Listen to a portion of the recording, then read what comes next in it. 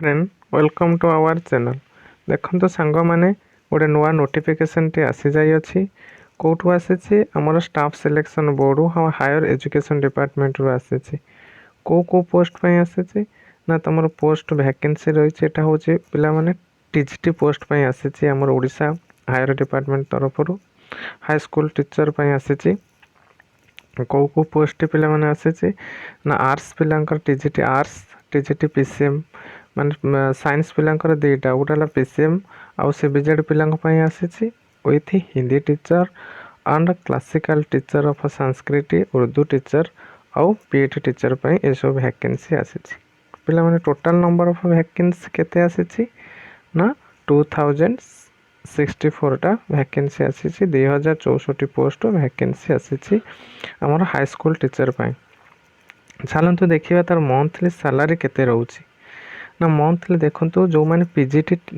Sorry जो मैंने TGT सब पोस्ट पाई तांकर वैकेंसी लेवल 9 तांको पाई सैलरी बेसिक पे रोची 35,400 और पीईटी आमर जो खेल टीचर जो अच्छा तांकर लेवल 8 तांको पाई बेसिक पे होची 29,200 ता सहित तुम डीए ये सब अच्छी से सब मिसिक आसो टाइम टू टाइम। देखो केबे ऑनलाइन डेटा अप्लाई होची है ऑनलाइन डेटा केबे अप्लाई होची ना 8/1/2024 रु एवं 7 फेब्रुआरी पर्यंत ऑनलाइन डेटा अप्लाई होची। ता सहित कौन अच्छी ना वैकेंसी पोजीशन कौन कौन अच्छी टोटाल नंबर ऑफ आम तो जानिले वैकेंसी अच्छी केते 2064 टी वैकेंसी अच्छी ना टीजीटी आर्ट्स पे तुम वैकेंसी देखो एटा होची माने आर्ट्स पिला केते साइंस पिला केते अच्छी वैकेंसी एटा देखिबा माने टीजीटी आर्ट्स पिला जो मैंने अच्छी तांको पई वैकेंसी केते अच्छी ना 912 अच्छी और पीसीएम पिला जो मैंने अच्छी तांको पई 202 और टीजीटी सीबीजेड पिलांको पई अच्छी वैकेंसी केते 187 और हिंदी टीचर पई वैकेंसी केते अच्छी 194 क्लासिकल टीचर पई मध्य सेही बड़ी 317 टी वैकेंसी और उर्दू टीचर पई 3टा और पीईटी पई भी बहुत भल वैकेंसी अच्छी 249 टी वैकेंसी अच्छी ये वैकेंसी सब टोटाल मिसेले आमर केते वैकेंसी आसी जाउची ना 2064 वैकेंसी आसी जाउची जनरल पिला मानक पई पिला 7/800 पाखापाखि बहुत भल वैकेंसी अच्छी। तो से भाई आम कौन देखा और अदर एलिजिबिलिटी क्राइटेरिया टिके देखा देखो ये पूरा डिटेल देखीदेला साइंस रे जो वैकेंसी थिला 200 टी वैकेंसी 202 वैकेंसी रोची पीसीएम पाई और सीबीजेड 187 वैकेंसी रोची एटा ला साइंस पिलांग पे। आर्ट्स पिलांग पे से जो वैकेंसी टोटल जो वैकेंसी थिला केते थिला ना 912 थिला वैकेंसी थिला आर्ट्स टीजीटी पे हिंदी पे केते वैकेंसी थिला ना 194 क्लासिकल 317 उर्दू पे 3 ये सब वैकेंसी थिला ता सहित पिला माने कोन रहिछि एज लिमिट रही देखो जो मैंने 21 इयर्स 21 वर्ष रु 38 वर्ष बयस मैक्सिमम 38 वर्ष 38 पिला माने एटा को अप्लाई करें आउ जहाँ भी एज रिलैक्सेशन रही ओडिशा गवर्नमेंट अंडर अनुसार आपण से एज रिलैक्सेशन टी पाइबे। ता सहित आम एलिजिबिलिटी क्राइटेरिया एजुकेशन क्वालिफिकेशन कौन रोचे ताकू देखा देखो जो मैंने टीजीटी आर्ट्स पिला से माने कौन करथिबा दरकार डिग्री करथिबा दरकार आर्ट्स किंवा कॉमर्स विथ संस्कृत जहाँ कहते शास्त्री कही था कौन ग्रेजुएशन करथिबा दरकार विथ ता सहित कौन तुम एनसीबीटी जो सर्टिफिकेट अच्छी एनसीटी रिकॉग्नाइज जो सर्टिफिकेट अच्छी कौन ना बीईडी एमईडी होइथिबा दरकार है आउ 50% रही दरकार ये थिला टीजीटी आर्ट्स पिला से पीसीएम पिला सेम कि जो मैंने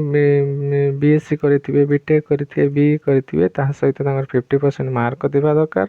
आउ BEd MEd from NCT recognisation institute certificate पाइथिबा दरकार है ये सब थिला आंक पई आउ अच्छी क्या ना से भली क्लासिकल टीचर पे से माने संस्कृत रे हेथिबा दरकार प्लस आउ हिंदी टीचर पे से माने one of the subject optional रही कि इलेक्टिव ऑप्शनल ऑनर्स रही दरकार हिंदी रही दरकार कोटी ग्रेजुएशन टाइम रे विथ से माने बीईडी करथिबा ଦେଖନ୍ତୁ ଏଇଟା ଏଲିଜିବଲ୍ କ୍ରାଇଟେରିଆ ଦେଖନ୍ତୁ ସେମାନେ BHED କରିଥିବା ଦରକାର ବା BED କରିଥିବା ଦରକାର ଇଏ ତ ଗଲା କିମ୍ବା or elective honours subject in 50% mark minimum ସେମାନଙ୍କର ରହିଥାଏ ବ୍ୟାଚଲରରେ ୱିଥ୍ ହିନ୍ଦୀ ହେଲା pass subject recognise university and 50% mark with aggregate and ତା ସହିତ କ'ଣ ସେମାନେ କରିଥିବା ଦରକାର BHED ହେଲା ଆଉ କିମ୍ବା BED କରିଥିବା ଦରକାର ହେଲା ଆଉ ତା ସହିତ କ'ଣ ଇଏ ଯେଉଁମାନେ ବ୍ୟାଚଲର ଡିଗ୍ରୀ କରିଥିବେ ସେମାନେ ସବୁ ମଧ୍ୟ ଆପ୍ଲାଏ ଏ ପୋଷ୍ଟ ପାଇଁ ସବୁ କରିପାରିବେ ଆଉ ଉର୍ଦ୍ଦୁ ଟିଚର ବି ମଧ୍ୟ ସେଇଭଳିଆ ତାଙ୍କର ଉର୍ଦ୍ଦୁର ଏଜୁକେସନ୍ ଯେଉଁ ଥିବ ଅଛି ଲେଖା ହେଇଛି ଅଜିଲ୍ ଫଜିଲ୍ ୱିଥ୍ 50% ମାର୍କ ହେଲା ଅଲିମ୍ କିମ୍ବା ଫଜିଲ୍ ୱିଥ୍ 50% ମାର୍କରେ ସେମାନେ ମଧ୍ୟ ଏ ପୋଷ୍ଟ ବି ଆପ୍ଲାଏ କରିପାରିବେ PET ପାଇଁ ଲେଖିଦେଇଛି କ'ଣ ଦେଖନ୍ତୁ +2 ସେମାନେ ହେଇଥିବା ଦରକାର ତା ସହିତ CPD କିମ୍ବା DPED ଆଉ BPED MED ଏମାନେ ରେକଗ୍ନାଇଜ୍ ୟୁନିଭର୍ସିଟିରେ କରିଥିବା ଦରକାର ଇଏ ଥିଲା ଏଜୁକେସନ୍ କ୍ୱାଲିଫିକେସନ୍ କ୍ରାଇଟେରିଆ ତାହା ସହିତ କ'ଣ ରହୁଛି ଦେଖନ୍ତୁ ପିଲାମାନେ ମେଥଡ଼ ଅଫ୍ ସିଲେକ୍ସନ୍ ଦେଖନ୍ତୁ ତୁମର 150ର ମଲ୍ଟିପୁଲ୍ ଚଏସ୍ ଆସିବ 2 ଆୱାର ରହିବ ହେଲା 100ଟା କ୍ୱେଶ୍ଚିନ୍ ଆସିବ 2 ଆୱାର ରହିବ ନେଗେଟିଭ୍ ମାର୍କ ଅଛି 0.5 ହେଉଛି ନେଗେଟିଭ୍ ମାର୍କ ଯଦି କୌଣସି ର ଟାଇଅପ୍ ହେଇଗଲା ସେ କହୁଛି ଇନକେସ୍ ଦ ଫାଇନାଲ୍ ସିଲେକ୍ସନ୍ ଟାଇମ୍ରେ ଯଦି କୌଣସି ଦୁଇ ଜଣଙ୍କର ମିଶିଯାଉଛି ମାର୍କ ତାପରେ ସେମାନେ ସାର୍ଟିଫିକେଟ୍ ଅନୁସାରେ ଏଗ୍ରିଗେଟ୍ ପରସେଣ୍ଟେଜ୍ ନେବେ ଯଦି ଏଗ୍ରିଗେଟ୍ ପରସେଣ୍ଟେଜ୍ ବି ମିଶୁଛି ତାପରେ ସେମାନେ ଡେଟ୍ ଅଫ୍ ବାର୍ଥକୁ କନସିଡର୍ କରି ତାକୁ ସିଲେକ୍ସନ୍ କରିବେ ଇଏ ଥିଲା ଜୋନ୍ ୱାଇଜ୍ ତୁମର କ'ଣ ଥିଲା ଜୋନ୍ ୱାଇଜ୍ ପଡ଼ିବ ଦେଖନ୍ତୁ କେଉଁ ଜୋନ୍ରେ ପଡ଼ିବ ଅନୁଗୁଳ ବାଲେଶ୍ୱର ବ୍ରହ୍ମପୁର ଭୁବନେଶ୍ୱର କଟକ କେନ୍ଦ୍ରାପଡ଼ା କେଉଁଝର ସମ୍ବଲପୁର ଏଇ ଡିଷ୍ଟ୍ରିକ୍ଟରେ ସବୁ ସେଣ୍ଟରଟା ପଡ଼ିବ ତାର ଆପ୍ଲିକେସନ୍ ଫି ମଧ୍ୟ ଏହାର ରହିଛି କେତେ SCBCA ପାଇଁ ଆଙ୍କର ସବୁ ରହିଛି 5 ଜେନେରାଲ ପିଲା ଆଉ SCBCA ପାଇଁ ରହିଛି 500 ଆଉ SC ST ପାଇଁ ତାଙ୍କର ଯେଉଁ ରହିଛି 200 ରହିଛି ଇଏ ଥିଲା କମ୍ପ୍ଲିଟଲି ନୋଟିଫିକେସନ୍ ତେଣୁ ଅଦର ନୋଟିଫିକେସନ୍ ଡାଉନଲୋଡ଼୍ କରିକି ତୁମେମାନେ ଦେଖିପାରିବ ଥ୍ୟାଙ୍କ ୟୁ